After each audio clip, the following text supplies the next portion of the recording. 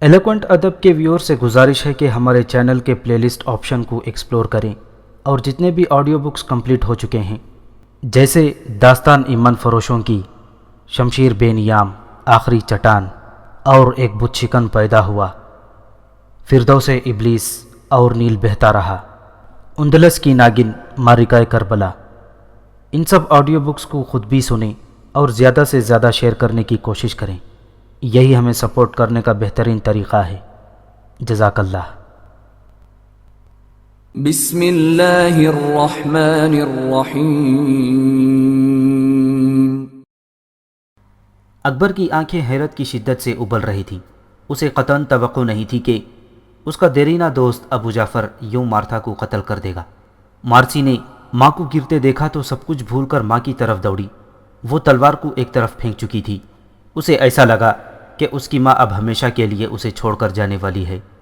وہ دوڑ کر ماں سے لپٹ گئی اور چیخ چیخ کر ماں کو پکارنے لگی۔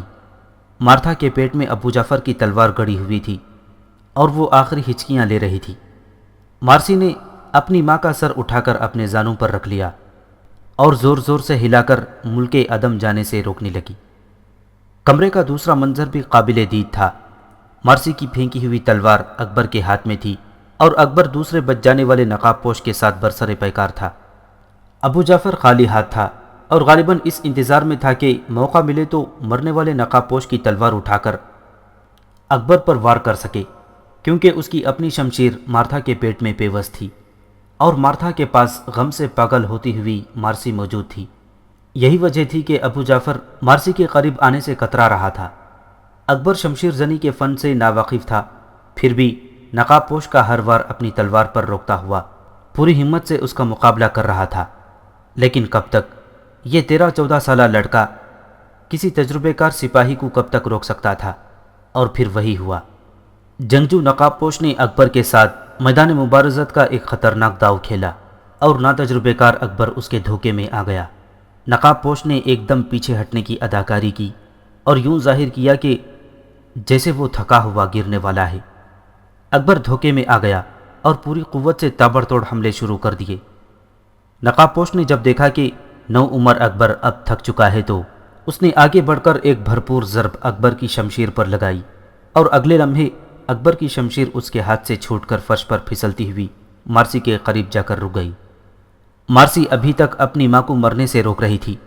مارتھا کی آنکھیں اپنے حلقوں سے باہر ابل آئی تھیں اور اس کا بدن زور زور سے جھٹکے لے رہا تھا۔ اچانک مارتھا کے جھٹکے رک گئے اور اس نے اپنی آنکھوں کے دیدے گھمانے شروع کر دیے۔ اب وہ اپنی بیٹی کے چہرے پر نظریں ٹکائے اسے غور سے دیکھ رہی تھی۔ مارسی نے چیخ کر ماں سے کہا، ماں، خدا کے لیے مجھے اکیلا چھوڑ کر مت جاؤ۔ مارتھا کے چہرے پر موت کا کرب پوری طرح طاری ہو چکا تھا۔ اس نے مارسی کو نظر بھر کر دیکھا اور کچھ کہنے کی کوشش کی۔ یہ اس کے آخری الفاظ تھے۔ اس کے ہونٹ ہلے۔ مارسی، ابو جعفر قیصر کا جاسوس ہے۔ میں نے البانوی شہزادوں کو زہر۔ مارتھا مر چکی تھی۔ ماں کی آنکھوں کو بے نور ہوتے دیکھا تو مارسی کے حلق سے فلک شغاف چیخ بلند ہوئی۔ اب وہ دنیا میں اکیلی تھی، بلکہ ابو جعفر جیسے درندے کے رحم و کرم پر تھی۔ اس سے پہلے کہ وہ ماں کے بارے میں کچھ اور سوچتی، اسے اپنے عقب میں نو عمر اکبر کی دردناک چیخ سنائی دی۔ مارسی جیسے یکلخت کسی خواب سے بیدار ہو گئی۔ نقاب پوش کی تلوار اکبر کے سینے میں ترازو ہو چکی تھی۔ مارسی نے اپنے وفادار خادم اکبر کو اس طرح مرتے ہوئے دیکھا تو اس کے رگوں پے میں غم و غصے کی آگ دوڑ گئی۔ اکبر کی تلوار اس کے نزدیک ہی پڑی تھی۔ وہ آگ کے شعلے کی طرح لپکی اور اکبر کی تلوار اٹھا لی۔ اگلے لمحے وہ کسی زخمی درندے کی طرح غضبناک ہو کر نقاب پوش پر ٹوٹ پڑی۔ مارسی کو حملہ آور نے دیکھا تو نہ صرف نقاب پوش نے اکبر کے سینے سے تلوار کھینچ لی، بلکہ ابو جعفر نے دوسرے نقاب پوش کی شمشیر اٹھا کر خود کو مسلح کر لیا۔ مارسی نے آؤ دیکھا نہ تاؤ انتقام کی آگ میں اندھی ہو کر دونوں پر چڑھ دوڑی، اور یہی اس کی غلطی تھی۔ ابو جعفر نے اندازہ لگا لیا تھا کہ مارسی غصے سے پاگل ہو چکی ہے، چنانچہ اس نے انتہائی تحمل کے ساتھ مارسی کے وار کو اپنی تلوار پر روکنا شروع کر دیا۔ مارسی اس قدر غصے میں تھی کہ اس کے حلق سے عجیب سی آوازیں برآمد ہو رہی تھیں۔ ادھر نقاب پوش بھی سنبھل کر مارسی کے وار کا سامنا کر رہا تھا۔ ابو جعفر مارسی کو قتل نہ کرنا چاہتا تھا، بلکہ وہ تو اسے اغوا کرنے کے لیے آیا تھا۔ چنانچہ اس نے اپنی نقاب پوش کو ہدایت کی کہ اس پاگل لڑکی کو زندہ گرفتار کرنے کی کوشش کرو۔ ادھر مارسی تھی کہ رعد و صاعقہ بن چکی تھی۔ وہ اچھل اچھل کر ان دونوں پر حملہ کرتی رہی اور اتنی تیزی سے وار کرتی کہ ابو جعفر اور نقاب پوش کے لیے مارسی کی شمشیر کے وار کو روکنا مشکل ہو جاتا۔ نہ جانے مارسی کی تلوار سے ابو جعفر اور نقاب پوش کے جسموں پر کس قدر کاری زخم آ چکے تھے، لیکن اب بھی وہ مارسی کو زندہ گرفتار کرنا چاہتے تھے۔ مارسی ابو جعفر کے لیے بہت اہم تھی۔ اگر وہ ابو جعفر کے ہاتھ سے نکل جاتی تو ابو جعفر سکندر بیگ سے قیصر قسطنطنیہ کے لیے مزید کام کیسے لیتا؟ یہی سوچتے ہوئے ابو جعفر مارسی کے ہر وار کو تحمل کے ساتھ روکنے کی کوشش کر رہا تھا، اور پھر اچانک مارسی کو محسوس ہوا کہ جیسے وہ بہت بری طرح تھک چکی ہو۔ اس کے نازک بازو تھک چکے تھے اور اسے محسوس ہو رہا تھا کہ اس کا تیزی سے دھڑکتا ہوا دل کچھ ہی دیر میں پھٹ جائے گا اور وہ زمین پر گر جائے گی۔ مارسی کے حملوں کی شدت میں کمی آئی تو ابو جعفر اور نقاب پوش نے مل کر اسے مزید تھکانے کے لیے اس پر پوری قوت سے حملہ کر دیا۔ اب مارسی کی ہمت جواب دے چکی تھی۔ ابو جعفر اور نقاب پوش دونوں طاقتور مرد تھے، جبکہ مارسی ان کے مقابلے میں نازک اور نفیس لڑکی تھی، جس کا خوبصورت بدن قاسم کو کانچ کی شاخ سے بھی زیادہ نازک اندام دکھائی دیتا تھا۔ آج مارسی نے اپنی ہمت سے بڑھ کر مقابلہ کیا تھا اور اس نے ابو جعفر اور اس کے ساتھی کے چھکے چھڑا دیے تھے، لیکن اب مارسی جان چکی تھی کہ وہ مزید مکروہ ڈاکوؤں کا مقابلہ نہیں کر سکتی۔ چنانچہ اس نے آنے واحد میں ایک عجیب و غریب فیصلہ کیا۔ وہ اپنی عزت و آبرو کو ابو جعفر جیسے بدماشوں سے بچانے کے لیے اس نے آخری ترکیب یہی جانی کہ خود کو ختم کر لیا جائے۔ وہ چاہتی تھی کہ اس کا زندہ وجود ابو جعفر کے ہاتھ نہ لگے۔ یہی سوچ کر اس نے یک لخت خود کو زمین پر گرا لیا اور اگلے لمحے اپنی تلوار پلک جھپکنے کی تیزی سے اپنے ہی پیٹ میں گھونپ لی۔ مارسی کو اس طرح ہاتھ سے جاتے دیکھ کر ابو جعفر کے اوسان خطا ہو گئے۔ ایک دم اسے ایسے لگا جیسے سب کیے کرائے پر پانی پھر چکا ہے۔ اس نے تیزی سے آگے بڑھ کر مارسی کے پیٹ سے شمشیر باہر کھینچ لی اور انتہائی گھبراہٹ کے عالم میں اپنی ساتھی نقاب پوش کو حکم دیا کہ وہ فی الفور مارسی کو کندھے پر اٹھا کر یہاں سے لے چلے۔ اس اثنا میں مارسی بے ہوش ہو چکی تھی۔ نقاب پوش نے آگے بڑھ کر بے ہوش مارسی کو اپنے ہاتھوں پر اٹھا لیا اور انتہائی تیزی کے ساتھ باہر جانے لگا۔ ابو جعفر بھی تیزی سے اس کے عقب میں لپکا۔ اب ابو جعفر کے لیے مارسی کو بچانا بہت اہم تھا۔ جلد سے جلد مارسی کو ابتدائی طبی امداد فراہم کرنا چاہتا تھا۔ جو ہی ابو جعفر اور نقاب پوش مارسی کو لے کر آن جہانی مارتھا کے گھر سے نکلے، بوڑھی خادمہ نے انتہائی خاموشی سے آہٹ پیدا کیے بغیر گھر کا دروازہ بند کر دیا۔ بوڑھی خادمہ اب اس واردات کی واحد چشم دید گواہ تھی۔ ابو جعفر بے ہوش مارسی کو لے کر اپنے ایک خاص کارندے اور ماہر جراح سلیم پاشا کے گھر پہنچا۔ سلیم پاشا ادرنا کا مشہور طبیب اور جراح تھا، جبکہ در حقیقت یہ بھی قیصر کا جاسوس تھا۔ اس نے جراحت اور طب کی باقاعدہ تعلیم حاصل کر رکھی تھی اور اپنی ذہانت و تجربے کی بدولت قصر سلطانی تک رسائی رکھتا تھا۔ سلطان مراد خان ثانی کے شاہی طبیبوں کی تعداد 20 سے زیادہ تھی اور سلیم پاشا بھی ان میں شامل تھا۔ گزشتہ کئی دنوں سے سلیم پاشا کا آنا جانا شہزادہ علاؤالدین کے پاس بے حد بڑھ گیا تھا، کیونکہ شہزادہ علاؤالدین کافی دنوں سے عارضہ جگر میں مبتلا تھا۔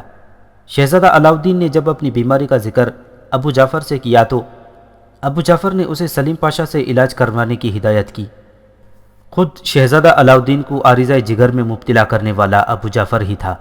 اس نے گزشتہ کئی ماہ سے شہزادہ علاؤالدین کو انتہائی آہستہ رفتار سے اثر کرنے والا زہر مختلف کھانوں میں دینا شروع کر دیا تھا۔ چند ماہ قبل جب ابو جعفر نے یہ محسوس کر لیا تھا کہ اب اس کا کام ادرنا میں مکمل ہونے والا ہے، تو اس نے سلطنت عثمانیہ کے اس بہادر اور فعال شہزادے کو بھی ختم کرنے کا ارادہ کر لیا، کیونکہ سلطان مراد خان ثانی کے بعد یہ شہزادہ تھا جو اسلامی افواج کی قیادت کر سکتا تھا۔ دوسرے شہزادے کی طرف سے ابو جعفر کو کوئی فکر نہ تھی، کیونکہ ایک تو وہ ابھی کم عمر تھا اور دوسرے ابو جعفر کا خیال تھا کہ شہزادہ محمد سلطانی کی اہلیت نہیں رکھتا۔ یہی وجہ تھی کہ ابو جعفر نے شہزادہ علاؤالدین کے ساتھ تعلقات پیدا کر کے اپنے مختلف مذموم مقاصد پورے کیے تھے، اور اب ابو جعفر کا کام ادرنا میں قریب الاختتام تھا۔ اس نے شہزادے کو سست اثر زہر کے ذریعے مارنا شروع کر دیا۔ سلیم پاشا شہزادہ علاؤالدین کا طبیب تھا، جبکہ در حقیقت یہ شخص ابو جعفر کے بعد ادرنا میں قیصر کے جاسوسوں کا سرغنہ تھا۔ اور اہم بات یہ تھی کہ سلیم پاشا ابھی تک قاسم بن ہشام کی نظروں سے بھی بچا ہوا تھا۔ جو ہی ابو جعفر مارسی کو لے کر رات کی تاریکی میں سلیم پاشا کے گھر پہنچا، سلیم پاشا نے ذرا سی دیر کیے بغیر مارسی کا علاج کرنا شروع کر دیا۔ مارسی کا بہت زیادہ خون بہہ چکا تھا اور اس کے خوبصورت چہرے کا رنگ خزاں کے پتے جیسا زرد پڑ چکا تھا۔ وہ کافی دیر سے بے ہوش تھی اور اس کی خوبصورت لمبی لمبی پلکیں اس کی موٹی موٹی آنکھوں کو ایسے چھپائی ہوئی تھیں جیسے وہ اطمینان کے ساتھ سو رہی ہو۔ بقیہ تمام رات سلیم پاشا مارسی کے زخموں کی بقیہ کاری اور مرمت کرتا رہا۔ صبح کے قریب جب اس نے ابو جعفر کو بتایا کہ البانیہ کی ہونے والی ملکہ خطرے سے باہر ہے، تو ابو جعفر کے چہرے پر پہلی بار اس کی مخصوص مکروہ مسکراہٹ نظر آئی۔ اب ابو جعفر کا منصوبہ مکمل ہو چکا تھا۔ اس نے ایک نظر مارسی کے چہرے پر ڈالی اور اسے نیند کی حالت میں دیکھ کر مطمئن ہوا۔ ابو جعفر کمرے سے باہر نکل آیا۔ اس کے عقب میں سلیم پاشا بھی باہر آیا۔ ابو جعفر نے سلیم پاشا سے کہا، اچھا طبیب، اب میں چلتا ہوں۔ یہ لڑکی اب کچھ دن تمہارے پاس ہی رہے گی۔ اس کی حفاظت اور نگرانی تمہاری ذمہ داری ہے۔ خداوند یسوع مسیح نے چاہا تو ہم اسے بہت جلد سکندر بیگ کے پاس پہنچا کر اپنا وعدہ پورا کر دیں گے، اور ہمارے اس کارنامے سے خوش ہو کر بہادر سکندر بیگ بھی اپنی افواج سمیت ہنڈے کے پرچم تلے چلا آئے گا۔ سلیم پاشا، مجھے یقین ہے کہ یہ لڑکی تمہارے پاس کئی دنوں تک محفوظ رہ سکتی ہے۔ سلیم پاشا نے اس بات میں سر ہلایا اور کہا، مقدس باپ، آپ فکر مت کیجیے، اب یہ لڑکی میرے پاس محفوظ ہے۔ ابو جعفر نے پھر کہا، سناؤ، شہزادہ علاؤالدین کا علاج کہاں تک پہنچا؟ یہ جملہ کہتے ہوئے ابو جعفر کے چہرے پر انتہائی شیطانی مسکراہٹ دکھائی دے رہی تھی۔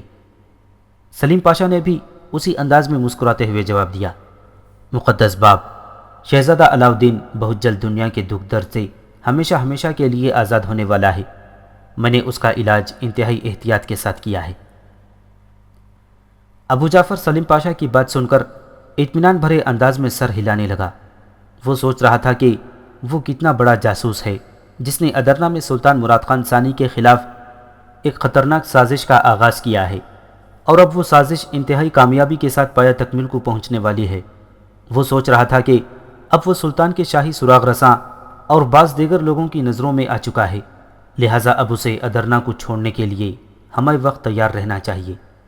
اس نے سوچا کہ اس کا نائب طبیب سلیم پاشا ابھی تک کسی کی نظروں میں نہیں آیا، لہٰذا باقی ماندہ کارروائی کی ذمہ داری سلیم پاشا کے سپرد کر دی جائے تو بہتر ہے۔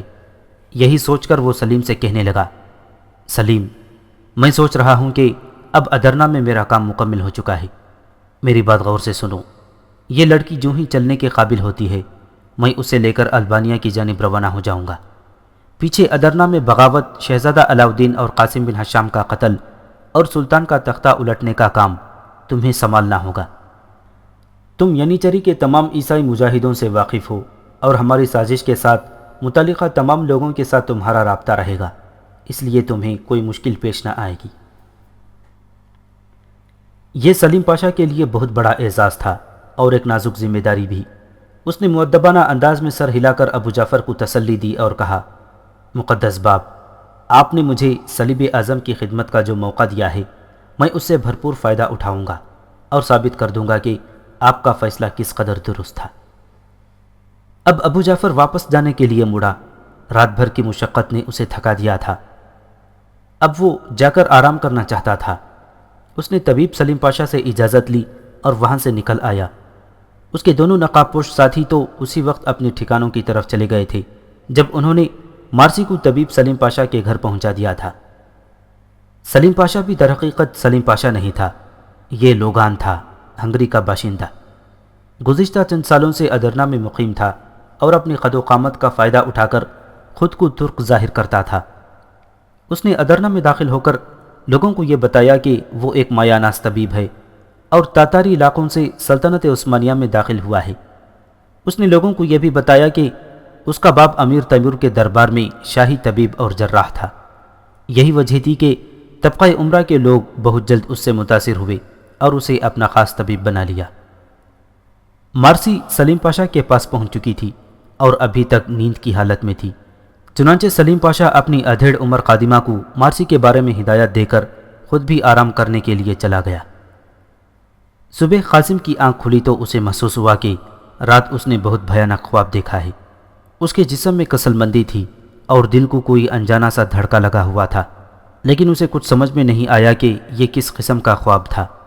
وہ خواب کے بارے میں سوچتا ہوا بستر سے اٹھا اور نماز فجر کی ادائیگی کے لیے مسجد کی جانب چل دیا۔ نماز سے فارغ ہو کر وہ گھر آیا تو بچے جاگ چکے تھے۔ عمر اور علی اب الگ ترتیب 5 اور 3 سال کے تھے۔ عمر بالکل اپنے باپ پر گیا تھا، جبکہ علی کی شکل سکینہ سے بہت ملتی تھی، لیکن یہ دونوں بچے اپنے والدین سے زیادہ قاسم اور مارسی کے ساتھ مانوس تھے۔ گزشتہ کئی دنوں سے مارسی روزانہ قاسم کے گھر پر آتی رہتی تھی۔ اب وہ اس گھر کے ہر فرد کے ساتھ پوری طرح بے تکلف ہو چکی تھی۔ مارسی ایک شوق اور چنچل لڑکی تھی، یہی وجہ تھی کہ وہ چند ہی دنوں میں سارے گھر کی آنکھ کا تارا بن گئی تھی۔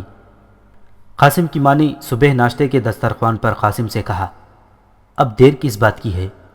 ہماری بیٹی غزالہ کو اب اس گھر میں آ جانا چاہیے، وہ وہاں اپنی عیسائی ماں کے پاس بے چین اور غیر محفوظ ہے۔ ماں کی بات نے قاسم کو چونکا دیا۔ اسے یوں لگا جیسے اللہ صبح اس کی ماں کے اس جملے اور اس کے گزشتہ رات کے خواب میں کوئی نہ کوئی مماثلت ضرور ہے۔ اسے اچانک مارسی کا وہ جملہ بھی یاد آیا جب بہت عرصہ پہلے اس نے قاسم سے کہا تھا کہ میں ہر وقت احساس عدم تحفظ کا شکار ہوں۔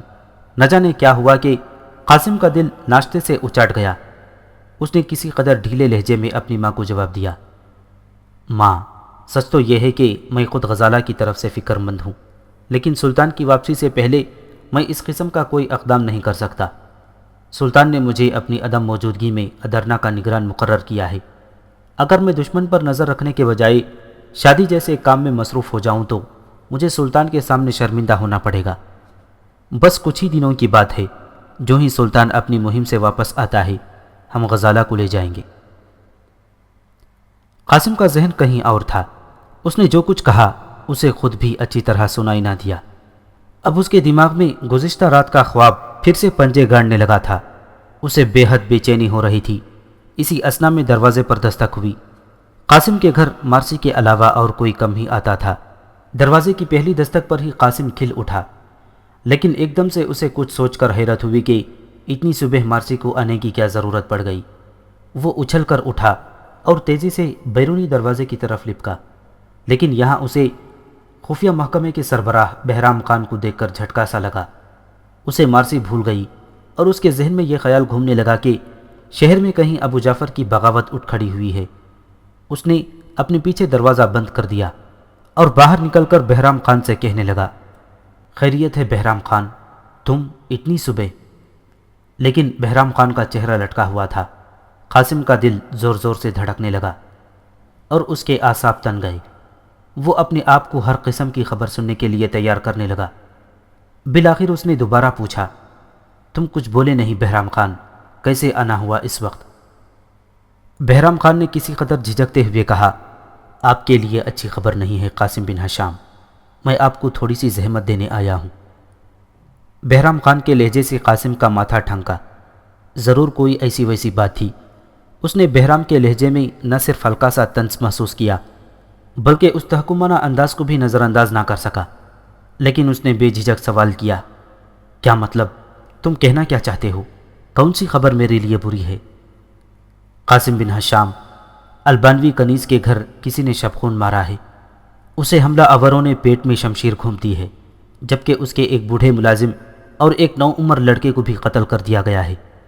اس کی جوان بیٹی کو حملہ آور اٹھا کر لے گئے ہیں، اور تمام تر معاملات اور شواہد پر غور کرنے کے بعد اس ہولناک واردات کی تفتیش کا رخ ایک شخص کی طرف بڑھ جاتا ہے۔ اتنا کہہ کر بہرام خاموش ہو گیا۔ ادھر اس ہولناک خبر سے قاسم کی دنیا گھومنے لگی تھی۔ اسے اپنے پیروں تلے زمین ہلتی ہوئی محسوس ہوئی۔ مارتھا اکبر اور بوڑھے خادم کے قتل کی خبر فی الحقیقت قاسم کے لیے لرزہ دینے والی تھی۔ اب اسے بہرام خان کا تحکمانہ لہجہ بھول چکا تھا۔ اس نے یہ بھی نہ دیکھا کہ بہرام خان کے ہمراہ خفیہ محکمے کے چند سپاہی بھی تھے۔ وہ ابھی واقعے کی سنگینی کے شہر سے نکل بھی نہ پایا تھا کہ اسے چونکنا پڑا۔ بہرام خان کہہ رہا تھا، قاسم بن ہشام، گزشتہ چند دنوں سے البانوی کنیز کی بیٹی مارسی کا آنا جانا تمہارے گھر پر ہے۔ بہرام خان کی نگاہیں اس سے بے خبر نہیں، جبکہ یہ بھی مجھے معلوم ہے کہ تم تمہاری ساتھی لڑکی کی ماں البانوی کنیز مارتھا کو ناپسند کرتے تھے۔ اس لڑکی کا زندہ غائب ہو جانا اور مارتھا کا بے رحمی سے قتل ہو جانا صرف اسی طرف اشارہ کرتا ہے کہ میں تمہیں فی الفور حراست میں لے لوں۔ اب قاسم کی کنپٹیاں تمتما اٹھیں، اس کے بدن کی لویں کھڑی ہو گئیں، اور ایک لمحے کے لیے گھبرائے بغیر اس نے سخت لہجے میں کہا، تم کیا بکواس کر رہے ہو؟ تم اصل جاسوسوں کو چھوڑ کر میری نگرانی کرتے پھر رہے ہو۔ اس قدر سنگین حادثہ ہو چکا ہے، میں سلطنت کا شاہی سراغ رساں ہوں، اور یہی وقت ہے کہ میں مجرموں کی گردن تک پہنچوں۔ تم اس وقت مجھے حراست میں لینے کی بات کر رہے ہو۔ قاسم کی زبان سے شعلے برس رہے تھے، لیکن بہرام خان نے آنے واحد میں اپنی شمشیر برہنہ کر لی اور بجلی کی طرح کڑک کر کہا، قاسم بن حشام، تم بہرام کی آنکھوں میں دھول نہیں جھونک سکتے۔ میں تمہاری گرفتاری کا مکمل بندوبست کر کے آیا ہوں۔ میں یہ واردات کی تفتیش مکمل کرنے کے بعد سب سے پہلے شہزادہ علاؤدین سے رجوع کروں گا۔ شہزادہ حضور نے ذاتی طور پر مجھے حکم دیا ہے کہ تمہیں فی الفور گرفتار کر لوں۔ میں سیدھا قصر سلطانی سے یہاں پہنچا ہوں۔ اب قاسم کے ہوش ٹھکانے آ گئے۔ اسے احساس ہوا کہ وہ بری طرح پھنس چکا ہے۔ اس نے سوچا اس مرتبہ پھر گرفتار ہونا سلطنت کے لیے بہت نقصان دہ ہے۔ حالات بتاتے ہیں کہ دشمن اپنی سازش کے آخری مرحلے تک پہنچ چکا ہے۔ اس نے یہ بھی سوچا کہ اب شہزادہ علاؤدین اسے باعزت طریقے سے نظر بند نہیں کرے گا، بلکہ ہو سکتا ہے اسے تحریک قتل کے الزام میں جلاد کے حوالے کر دے۔ چنانچہ اس نے فیصلہ کیا کہ وہ ان حالات میں کسی قیمت پر بہرام خان کے ہاتھ نہیں آئے گا۔ اب وہ کچھ سوچ ہی رہا تھا کہ اسے اپنے عقب میں دروازہ کھلنے کی آواز سنائی دی۔ یہ طاہر تھا، اس کا بھائی، جو بہرام خان کی گونجدار آواز سن کر باہر نکلا تھا۔ طاہر نے کسی ممکنہ خطرے کے پیش نظر نکلتے وقت برہنہ شمشیر بھی اٹھا لی تھی۔ جو ہی وہ دروازے سے باہر نکلا، اس کی نظر بہرام خان پر پڑی۔ ابھی وہ کچھ سمجھ ہی نہ پایا تھا کہ بہرام خان نے اپنے سپاہیوں کو حکم دیا، اس شخص کو غیر مسلح کر کے گرفتار کر لو۔ سپاہی آگے بڑھے، لیکن طاہر ذرا بھی نہ جھجکا۔ وہ وادی حجاز کا مانا ہوا شمشیر زن اور سلطنت عثمانیہ کی سب سے بڑی تربیت گاہ میں تیغ زنی کا استاد بھی تھا۔ اس نے سپاہیوں کو آڑے ہاتھوں لے لیا، حالانکہ وہ بہرام خان کو ذاتی طور پر جانتا تھا۔ چاہیے تو یہ تھا کہ وہ خفیہ محکمے کے سربراہ بہرام خان سے حقیقت حال معلوم کر لے، لیکن وہ بہرام خان کے تیور دیکھ چکا تھا۔ اسے توقع نہ تھی کہ بہرام خان سیدھی طرح سے کوئی بات سنے گا۔ چنانچہ اس نے بیک وقت خفیہ محکمے کے سپاہی کے سامنے نہ صرف اپنی تلوار لہرائی، بلکہ چھلانگ لگا کر ان چاروں سپاہیوں پر حملہ کر دیا۔ طاہر کی تلوار سے تلواریں ٹکرائیں اور جنگی دھن بجنے لگی۔ یہ چھن چھن کی چھنکار تھی۔ طاہر نے چاروں سپاہیوں کو اپنی ایک تلوار کی زور پر روکا ہوا تھا۔ اب چاروں سپاہی محسوس کرنے لگے کہ وہ اس نوجوان سے شمشیر زنی میں کبھی بھی نہیں جیت سکتے۔ بہرام خان قاسم کو اپنی تلوار کی زد میں لیے کھڑا تھا۔ اس کی آنکھوں میں حیرت بھی تھی اور غصہ بھی۔ اس کے چاروں بہادر سپاہی طاہر بن حشام کے ساتھ کٹ پتلی کی طرح ناچ رہے تھے۔ بلاخر اس نے گرج کر کہا، طاہر بن حشام، میں تمہیں حکم دیتا ہوں کہ تلوار پھینک دو۔ تمہارے بھائی کی گرفتاری کا حکم براہ راست شہزادہ علاؤدین نے جاری کیا ہے۔ تم نے اگر تلوار نہ پھینکی تو میں شاہی کام میں مداخلت کے جرم میں تمہیں قتل کرنے سے بھی دریغ نہیں کروں گا۔ طاہر بن حشام کی تلوار جادو کی چھڑی کی طرح رقص کر رہی تھی۔ وہ خود آندھی اور طوفان بن کر چاروں سپاہیوں کو بھگا بھگا کر چور کر چکا تھا۔ اس نے تلوار چلاتے ہوئے کسی سرفروش کی طرح مسکرا کر کہا، بہرام خان، تم اگر چاہتے ہو کہ میں تلوار پھینک دوں تو تم خود پہلے میرے بھائی سے تلوار ہٹاؤ، ورنہ میں تمہارے ان ہرکاروں کو گاجر مولی کی طرح کاٹ دوں گا۔ بہرام خان کو یہ توقع نہ تھی کہ طاہر شہزادے کا نام سن کر بھی لڑنے سے باز نہیں آئے گا۔ اس نے تھوڑی دیر کے لیے کچھ سوچا اور پھر قاسم کے سر سے تلوار ہٹا لی۔ قاسم کے لیے یہ بہترین موقع تھا۔ وہ کسی چھلاوے کی طرح اپنی جگہ سے اچھلا اور بجلی کی سی تیزی سے ایک جانب دوڑتا چلا گیا۔ بہرام کے لیے یہ انتہائی غیر متوقع صورتحال تھی۔ اس نے قاسم کو ہاتھ سے نکلتے دیکھا تو سب کچھ بھول کر اس کے پیچھے لپکا۔ چاروں سپاہی جو طاہر کے ساتھ مصروف پیکار تھے، بہرام کے بھاگتے ہی فوراً پیچھے ہٹ گئے۔ وہ تو پہلے ہی دعائیں کر رہے تھے کہ کسی طرح اس مصیبت سے چھٹکارا مل جائے۔ طاہر کی شمشیر ان پر عذاب الہی کی طرح برس رہی تھی۔ انہیں جیسے ہی اس عذاب سے بچنے کا موقع ملا وہ پیچھے ہٹے اور دم دبا کر بھاگ کھڑے ہوئے۔ اب بظاہر بہرام اور چاروں سپاہی قاسم کا تعاقب کر رہے تھے، لیکن در حقیقت وہ قاسم کو کھو چکے تھے۔